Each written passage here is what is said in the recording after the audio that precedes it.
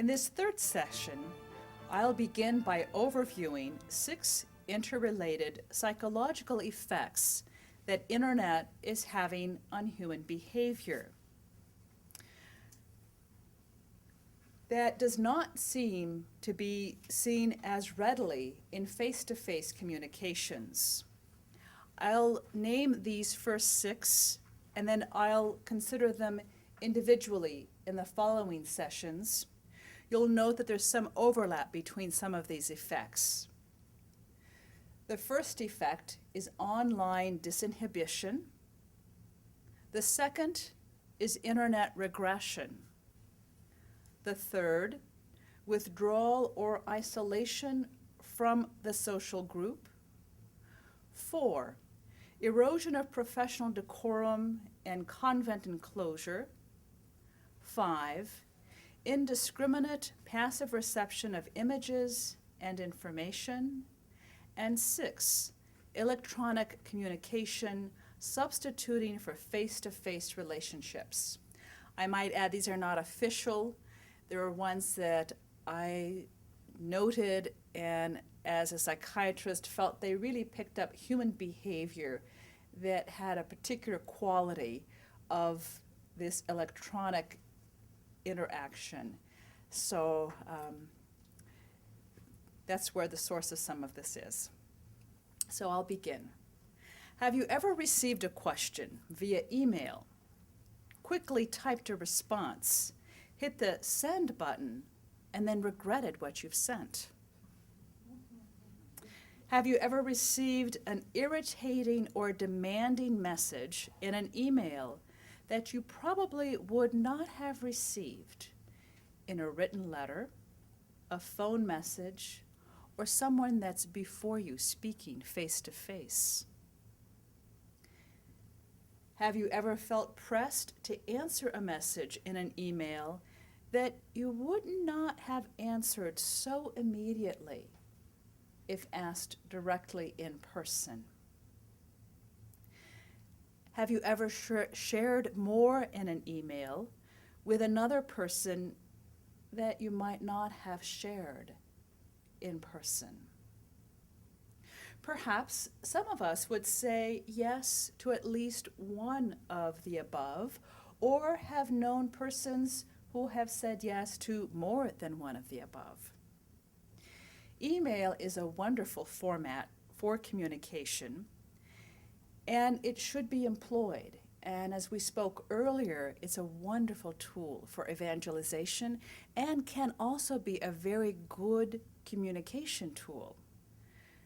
But while it can be a very good tool, it has been known to be detrimental to relationships. There are situations in which persons, spouses, children, priests, and religious sometimes are pulling a bit back from the interpersonal relationships and unwittingly relating more through the electronic media. We can be tempted to replace a face-to-face discussion with an email informational exchange for whatever reason. I was speaking with a woman the other day who's in charge of a big program, and she's in contact with women throughout the United States, and now it's becoming worldwide. And she's so used to emailing because she wants to help them develop their programs. But she said to me that one of her coworkers who is down the hall came to her and said, "Can we meet face-to-face once a month?" And she was a bit taken aback and a bit embarrassed because she really values relationship. But she had not been aware of how frequently she was using the email and the pressure she felt to answer so many, because her work presents her with, she said, an average of 600 emails a day. Now that's somebody out in the world. Now luckily we religious are unlikely, I think, to have that many to answer a day. But this is a woman who it's truly part of her work. And so she's struggling with how to work with some of this. A blur emerges between what is urgent and what is important with the exchange of an electronic message. For example, a sister teacher may give her classroom of students a written assignment so that she can answer the mounting email communications she's receiving from parents. She may become less present to those in the classroom with her. The importance of being with the children is being impinged upon by the urgent sense of the distracting emails which seem to demand her immediate attention. We can forget that technology is neutral, in a sense that it's not good and it's not evil of itself. It needs to be used with a consciousness of not replacing relationship, but rather to enhance the mission of consecrated life, to give glory to God, and to give witness to the Trinity as spouses of Christ. I'd like to begin by considering the first psychological effect of internet use on human behavior, online disinhibition. I think that in many ways, what the electronic media is prompting us to do is show thyself rather than know thyself, because you offer so many bits of information. Now that can be okay to a degree, and yet as we're going to speak a little bit more throughout these sessions, we'd like to bring up means and effects where it has been maybe detrimental in ways that we don't really want to. Are we spending a lot of time giving information rather than coming to a deeper sense of knowing ourselves? So what is online disinhibition? It refers to the loosening, or at the extreme, the complete abandonment of social and personal restrictions and inhibitions. And that is now a technical definition of online disinhibition. So this is one of the more common effects that is being seen. And I'll repeat that, although it is also in your workbook. A loosening or complete abandonment of social and personal restrictions and inhibitions. Because of the loss of inhibition, some users may become more affectionate, more willing to open up to others, become less guarded about their emotions, and may speak to others about what they are feeling in an attempt to achieve a kind of release of the emotions that can cause them a little bit of tension. So what contributes to this online disinhibition? It seems that the improbability of any real-life repercussions for online social activity is one of the reasons why persons are inclined to reveal information. Recall that this kind of exchange of information is informal and brief. So what it does is it captures the average person's short attention span. So what is exchanged is human attention, which is considered the basic currency of relationship formation. It can give you the sense of getting to know somebody. We spoke earlier of blogging. So blog is short for weblog. But blogs have a variety of purposes. They're most commonly used now in our secular world as online sort of diaries, where people can write whatever they want about who or whatever they want.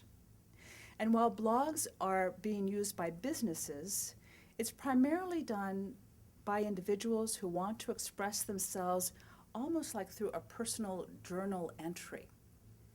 And this is a definition of what blogging is. So you already see in the secular society they're suggesting a personal journal or diary. Now, the Daughters of St. Paul, with their charism, are forming their sisters, even in postulancy, to use a blog for a very distinct purpose of evangelization. But that's why we need to form persons, because the reason it's put out there and its description, can you imagine open diaries out in cyberspace? So we need to be attentive. It's not just show thyself. How do we come to know ourselves as consecrated religious?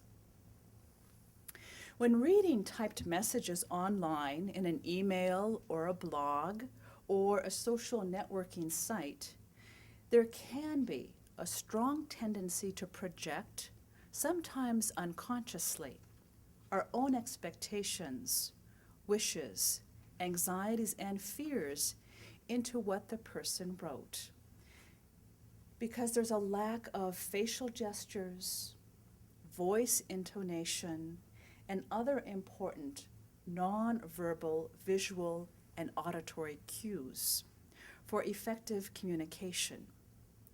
What this does is called psychologically a transference reaction. A transference reaction is when I begin to project onto someone what I imagine them to be like that actually harkens back to a prior relationship in my past. And there's a couple of types of transference reactions. One is a capricious kind of transference reaction where you first meet somebody and they maybe remind you of somebody else that you already know. And you begin to want to relate to them either positively or negatively as if it's actually that other person. But as you know, over time, as you continue to relate to that person, then you begin to say, aha, no, this is this person, and in this way is either some mannerisms or some facial features remind you of someone. So it's a very natural thing to do. But online, if we don't get more data, we begin to project more of this aspect of affective transference onto that person that may have not much or some to do with who that person really is. But we begin to relate as if that virtual representation is an actual reality of who that person is. This disinhibition effect is considered one of the most common effects of online internet use. So cyberspace can shape the way an electronic communicator is perceived. With Facebook, for example, where you can post personal information. In fact, to set up a Facebook, you have to develop a profile. So that means some vital statistics. Your name, you may want to put your home address, your community, you may want to put on there your favorite color. Kids are putting on there their favorite music groups. And so it's a list of certain qualities that they want to post. These individuals then over time, especially they're teenagers, they're trying to develop who they are, they can groom this profile. So they take a lot of time to kind of tweak it and put certain pictures on it to present themselves in a certain fashion. And it gives you the false sense of maybe getting to know someone that you don't really know. I'd like to consider a scenario that I think picks up some of what I'm discussing here. But go back just a little bit. There's another principle in psychology called the attachment theory. And the more that you begin to have an emotional resonance with someone, the more you begin to attach to them. And so there's a way in which you can subtly feel more attached to somebody that you've related to on the internet. There's another individual that I spoke with who, she and her husband both work.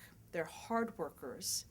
But she has found that when she emails back and forth through the day, somebody gives her an affirmation, thanks her for the work she's done. She's thankful for something she's done. And she said that after a while, sometimes she feels like she's gotten more affirmation from these other people than maybe she has from her husband. And it's not that they don't have a good marital relationship, but after being married 25, 30 years, they're maybe less accustomed to doing that.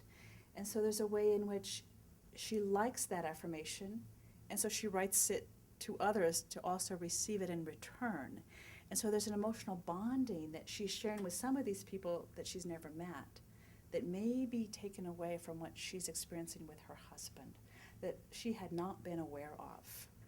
And her husband's approach to this is, because she also has a computer in their upstairs where their bedroom is, that he refuses to go up and even be with her, because they used to read a book together or share their day. And if she's on the computer, he says, I won't go up there. So now it's a way for her to stop and think how much it's intruded on just their quiet time, not necessarily sharing a lot together. But it's good that this person is even willing to reflect on something like this. So my little scenario, and you can follow along with the scenario in the booklet. Sister Eileen is a 41-year-old, perpetually professed sister whose mother was diagnosed with terminal throat cancer. She emailed families she was in communication with for an upcoming youth conference, asking them to pray for her mother. These families emailed her that they would pray a 30-day novena to St. Faustina for a cure for the cancer. Sister Eileen was most grateful. She was touched by the messages from these laypersons. She set up a blog so that others could read what was being shared. This blog expanded to persons sharing their own stories and concerns, and became a site for sharing prayer requests and intentions amongst the bloggers. Sister Eileen began to share personal details on her blog that she was hesitant to share with the sisters, her fears and concerns about her mother, her doubts about her faith or the value of suffering, and her affection and gratitude, which she was not offering to her sisters who were also supporting her. Sister Eileen took great pride in her blog and spent much time improving it with holy pictures and various quotes from saints. The time spent on the computer contributed to her absence from the common life. She became preoccupied with the touching stories emailed to the blog from various persons. This preoccupation, also became a distraction to her prayer life. Not only did she not bring her sufferings and concerns to her own community, she was not bringing them to our Lord. Sister Eileen was exhibiting an imbalance in her emotional responses within and outside the community. The document, Fraternal Life in Community, speaks to the need for psychological balance, for the true emotional freedom and maturity. And I quote, "Fraternal life in common requires from all members good psychological balance within which each individual can achieve emotional maturity. One essential element of such growth is emotional freedom, which enables consecrated persons to love their vocation and to love in accordance with their vocation.